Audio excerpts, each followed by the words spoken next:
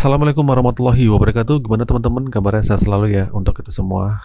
Oke, banyak banget pertanyaan. Bang, amankah gagal bayar pinjol? Saya segini ratus juta, saya utang ratusan juta, saya ada 7 aplikasi. Aduh, banyak banget yang nanya, Bang, aman gak sih kalau kita gagal bayar? Ya, wajar ya, ini mungkin pertanyaan buat kalian yang baru pertama kali gagal bayar atau pemula gagal bayar. Nah, pinjol apa sih yang aman buat digalbay ya? Terus ada pertanyaan juga, dan ada pertanyaan juga yang seperti itu. Jujur, ini pertanyaan sering banget yang gue denger ya. Yang telat bayar pinjol mungkin seperti di Akulaku, Kredivo, Julo, Shopee ya. Mereka mencari aman buat galbay. Gini, aman atau enggaknya itu sebenarnya kita sendiri yang ciptain. Semua pinjol itu aman-aman aja. Yang enggak aman itu cara kita berpikir. Pikiran kita yang bikin kita takut. Seolah-olah bakal dipenjara, aset ditarik, dan dipermalukan di rumah. Nah, pikiran negatif kayak gini tuh muncul bukan tanpa alasan. Tapi karena kita termakan telepon, WhatsApp, atau email, atau ancaman dari DC. Nah, penyebab utama itu bukan di ancaman. Tapi karena kita nggak mampu menerima kenyataan bahwa kita lagi sulit dalam masalah finansial. Banyak dari kita yang masih sandiwara, bohong, dan nutup-nutupin masalah ini dari keluarga. Padahal, kita tuh sebenarnya butuh dukungan eksternal dan internal. Kenapa? Banyak orang yang nggak jujur, karena sebelum ngomong, mereka mikir udah dipenuhi bayang-bayangan negatif di kepalanya. Jadi kalau lu nanya cara aman buat galbay, jawabannya ada di dalam diri lu sendiri. Ya. Oke, di sini gue mau lurusin ya, ketika lu menyatakan nggak mampu bayar pinjol, nggak ada risiko yang fatal kok. Nah, fakta yang paling berat cuma satu, nama lu masuk BI checking. Dan jujur aja, BI checking ini bukan hal yang menakutkan. Justru ini ada sisi positifnya. Yang pertama, lu terbebas dari riba.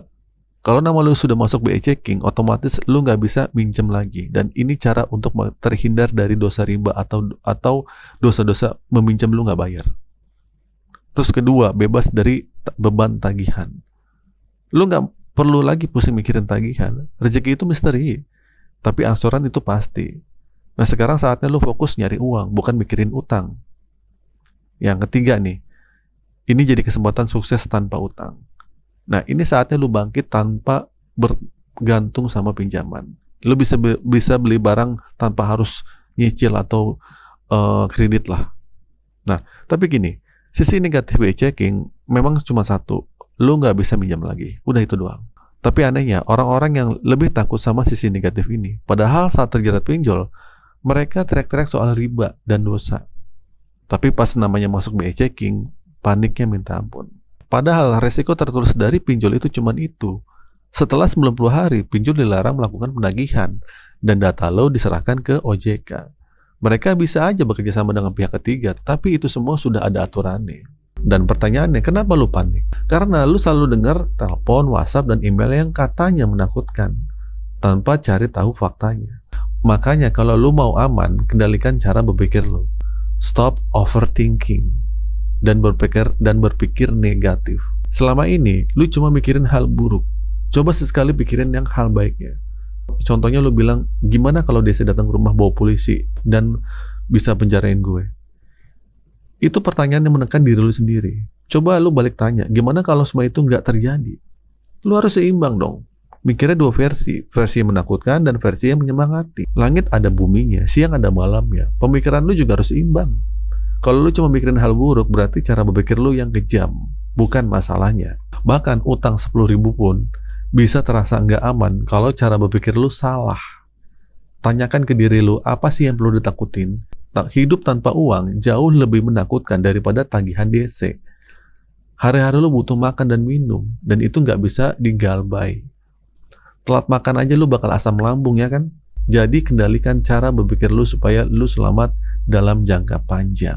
Nah, pinjol yang aman digalbay apa Bang? Nah, ini pertanyaan yang banyak banget. Bang, pinjol mana yang aman buat digalbay? Pinjol mana yang nggak ada DC-nya? Oke, sebenarnya jawabannya sama dari sebelumnya yang jelasin. Nggak ada pinjol yang 100% aman buat digalbay. Kenapa? Begitu data lu masuk, promosi sampah dan ancaman bakal terus datang. Kalau lu mau aman, putusin semua komunikasi, hentikan semua kontak selama masih aktif dan mau pinjol legal atau ilegal, rasanya bakal sama aja, tidak aman. Intinya, aman itu tergantung sama pengendalian pikiran lu. Nggak ada orang yang panik bisa tenang. Nggak ada orang yang stres bisa merasa aman. Pinjol itu udah memperhitungkan semua kemungkinan, termasuk lu gagal bayar. Semua sudah ada aturannya. Ada asuransi sampai batasan bunga dan dendanya. Yang penting, lu jangan sampai masuk jebakan marketing pinjol yang bikin lu tersesat. Jangan sampai nekat jual aset, gali lubang tutup lubang, atau gadai sana-sini. Itu paling bahaya deh. Jadi, cara aman galbay pinjol, cara aman galbay pinjol yang aman buat digalbay intinya cuma satu, tergantung peminjamnya. Kalau lu bisa mengendalikan pikiran, semua akan aman-aman aja. Tapi kalau lu sibuk nyari DC daripada nyari duit, berarti ada masalah lain. Masalahnya bukan karena nggak mampu bayar, tapi tidak mampu jujur dan terbuka. Fakta nggak seburuk yang lu bayangin.